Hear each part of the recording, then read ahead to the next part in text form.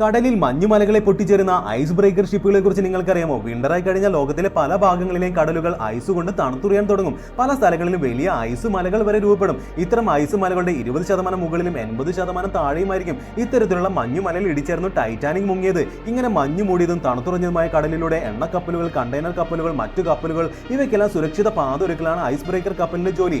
ലോകത്തിന്റെ ഒരു ഭാഗത്ത് നിന്ന് മറ്റൊരു ഭാഗത്ത് ശുദ്ധീകരിച്ച പെട്രോളിയം ഉൽപ്പന്നങ്ങൾ, ക്രൂഡ് ഓയിൽ വരെയുള്ള ഹൈഡ്രോ കാർബൺ ദ്രവങ്ങൾ എളുപ്പത്തിൽ കൊണ്ടുപോകാൻ കടൽ മാർഗമേ സാധിക്കൂ. ഈ ആഗോള വ്യാപാരം സുഗമമായി നടക്കാനും ചരക്ക് നീക്കം നടക്കാനും ഐസ് ബ്രേക്കർ കപ്പലിന് പ്രധാന പങ്കുണ്ട്.